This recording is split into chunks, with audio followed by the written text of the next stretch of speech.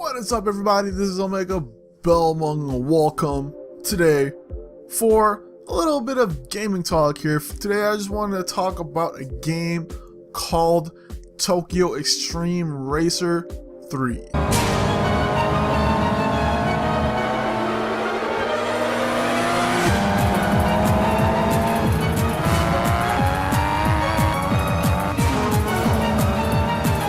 Tokyo Xtreme Racer 3, developed by Genki.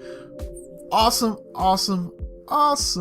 developer who's done a lot of games, but they have done a lot of the Tokyo Xtreme Racer games. So this is not the first one. You also have, the Tokyo Xtreme Racer, Tokyo Xtreme Racer 2 or 0, and then the Tokyo Xtreme Racer Drift series. I think I only played like 2 of those, so I think there's only 2 of them. So anyways, the Tokyo Xtreme Racer 3 that I've played on, it was out for the PS2, so it's been a while now. I think it says 2003 here, so it's been out for the longest time, but it's just a very well made game.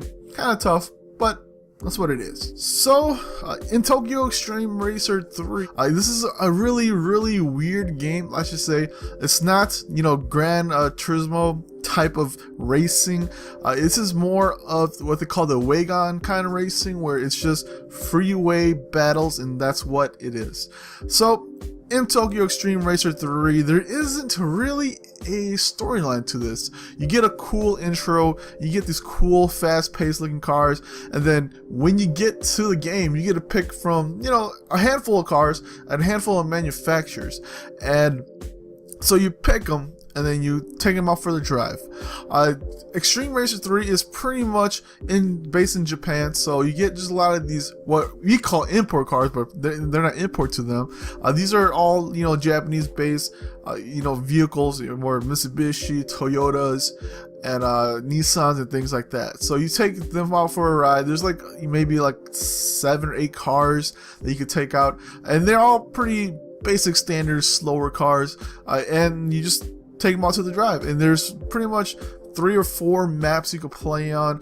You got your inner maps and your outer maps, so they're a little bit different. This pretty much is going one way while the other one's going the other way, and they all have different cars. But anyways, when you take it out to the freeway, that's where it becomes pretty awesome. I really enjoyed this game, even back then, even now when I started replaying it again for this video that I'm doing here, and I still really enjoyed it.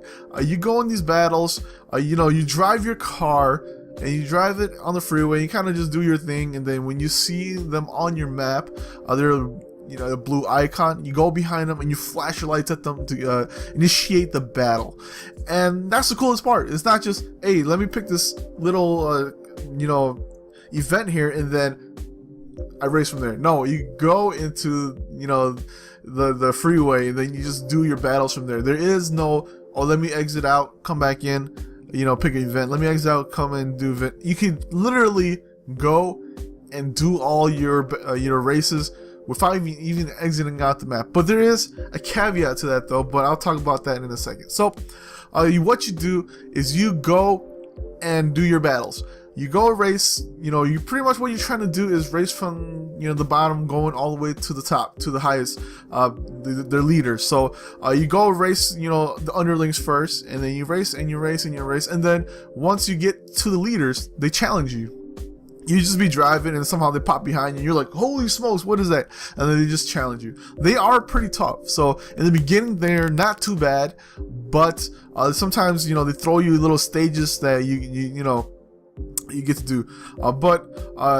Anyways, when you get into a battle, that's where it becomes cool. You race, you have a life bar, and your life bar is on the top of your screen, and it's grayed. So when you're in that gray mode, your life bar doesn't move. That means you're in a good distance, or the guy behind you is in a good distance for you to without losing. So you don't lose health, and that's what it is. But once you start pulling away, or once they start pulling away, that's when you start losing health, and your life becomes red, and then it just falls down more and more and more and more and more. The way to lose health also is, of course, distance is the first thing, and then you also lose health by crashing into cars, crashing into walls, and other things like that. They can even crash to you, and you lose some health with that too. So there's some cool different aspect to it. Now you're not just trying to win, try to get to the finish line. You're actually trying to withstand them. So you gotta beat them at what they're doing and things like that. So boss battles. Like I said, beat all the underlings, and the boss comes and challenges you. Sometimes bosses can have different, setups. You race, like the first boss you do is you race him, and then the second guy in charge comes and races you too. So now you're racing him and the second guy that's in charge. So that's pretty cool. Sometimes you just race them one, sometimes you race them in a group and things like that. So it depends on what you want to do. It depends on what the boss is, I should say. And that's what I really enjoyed about the game, is that it's just not just a one-hit deal. It's kind of, they throw all these things at you. And then sometimes when you're racing, you get these guys called wanderers or gals.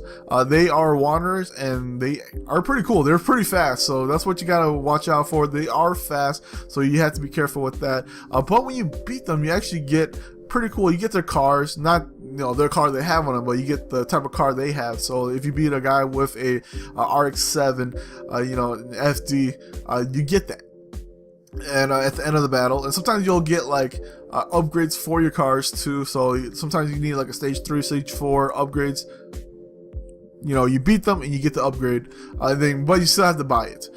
Beating enemies or other racers will net you points and credit. So that will just pretty much go into your bank, and then you can use it to spend it on upgrading your car, performance wise, with engine, mufflers, putting a turbo kit into it. You can also, add new tires, suspensions, brakes, and all that to it. You can also, at the same time, do aero bodies for your car. So you can add on, front bumpers, rear bumpers, side skirts, a new hood. You can do a bunch of little customization for your car, and each car has their own customization. You can have, different hoods, different spoilers, different front ends, back ends, and side skirts. It's just all that cool customization, you see in like Gran Turismo or Need for Speed or something like that is put into this game. Now the game does run into some problems. It's a pretty tough game. It's hard to play in the beginning when you're playing this game, because you're still trying to figure out the controls. The controls are pretty simple. You got your X to go, square to brake, L1, R1 to shift, R2 is to flash your lights. You can even put on your your emergency lights. You can flicker use your left and right signals, turn signals to tell them where you want to go and things like that. But the problem that you run into is these cars can be pretty fast. There are some bosses that the only way to beat them, really the only ways to beat them is to get lucky. And I played it so many times where I just got lucky that he hit a wall. He hit a bus or a truck or another car that's in front of you, and you take that. The AI is pretty stupid. When I say stupid, they are stupid. When you get to a turn, that's when you want to really put your foot on the pedal, because when it gets to that turn, AIs become kind of stupid, and they just kind of either really slow down, or they go and just hit the wall, or they kind of do this jerky movement that they do. Sometimes they do too, but your jerky movement is a little bit better than theirs. But they do this jerky movement, or they just hit the wall, or they hit a bus that's in front of them, or not a bus, but a van that's in front of them. And they hit them, and they get stuck into that.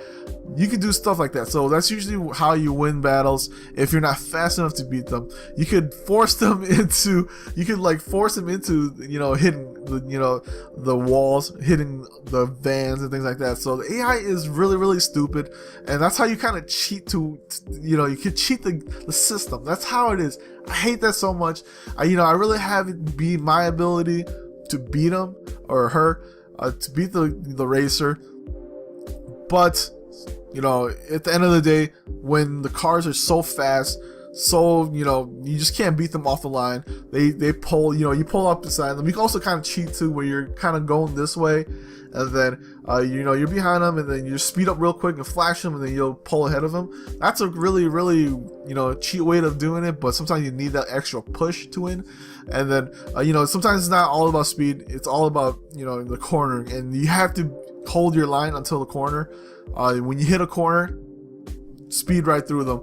And then, like I said, the controls, it's just not that great.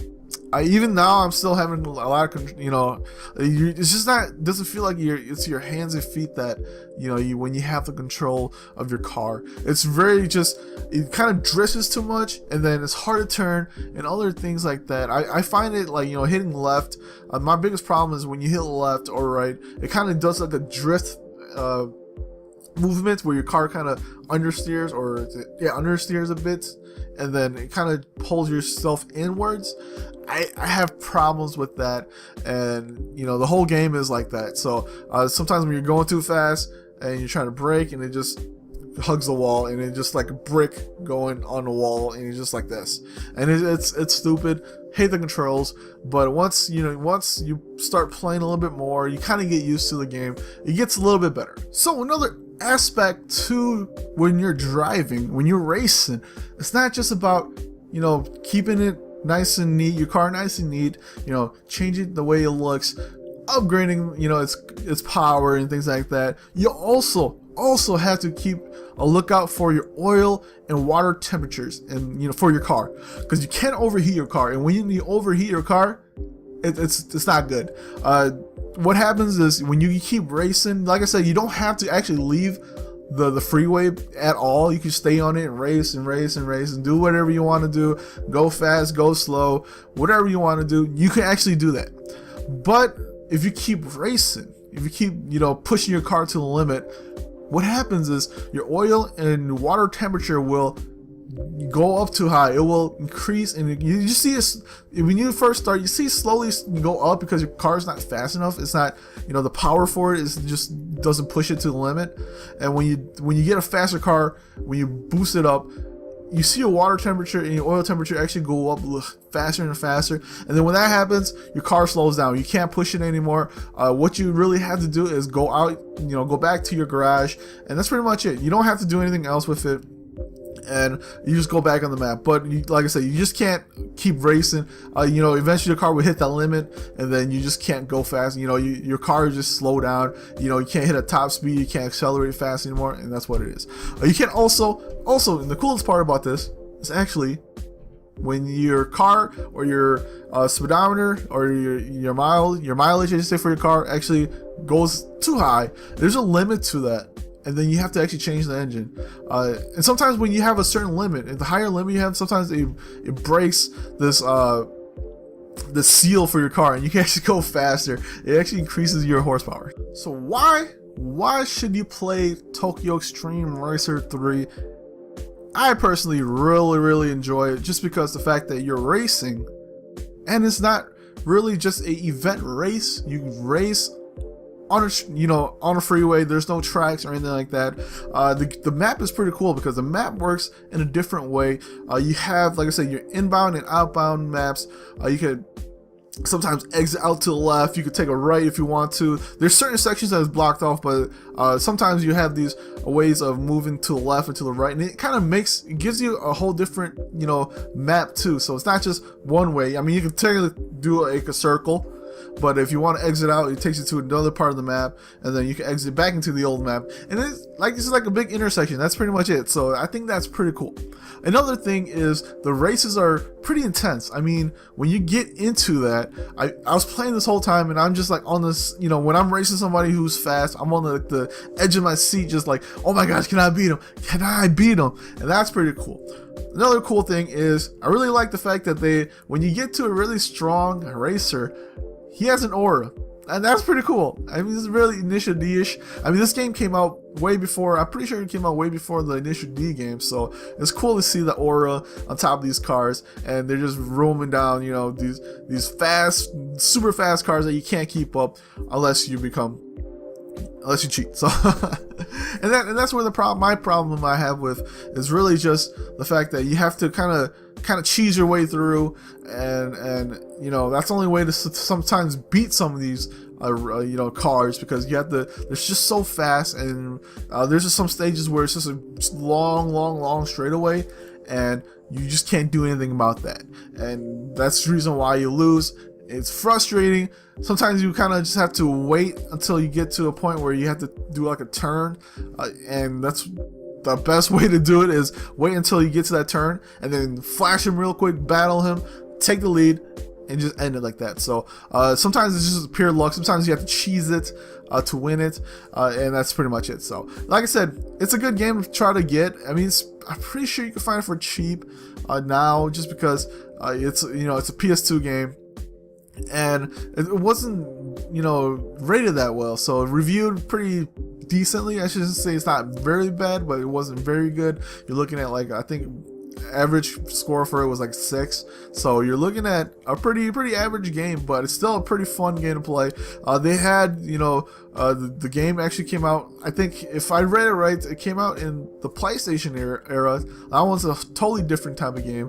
Then it also was released on the Dreamcast, which is the Tokyo Xtreme Racer, and then you got Racer 2, which is 0 on the PS2, and then you got Racer 3 here, and then you turn into the not Tokyo, I was about to say Tokyo Drift.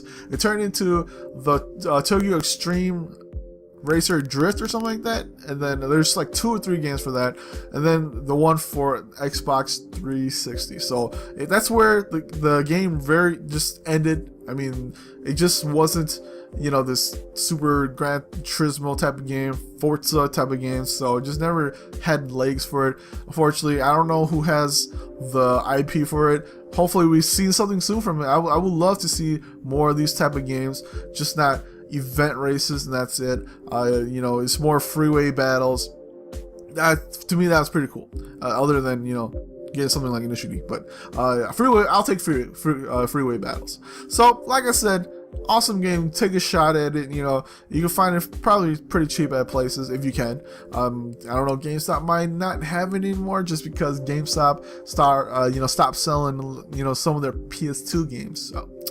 So hopefully you guys enjoyed a quick look at Tokyo Xtreme Racer 3. I had fun talking about it, had fun replaying it. Like I said, it is one of my personal favorite games. I think I logged in like hours, like hundreds, 200 hours into this game, just because I wanted to race, and that's what I like to do. This is back when the Fast and Furious movies were coming out. Everybody loved cars. Even I love cars. Now I don't really care too much about it.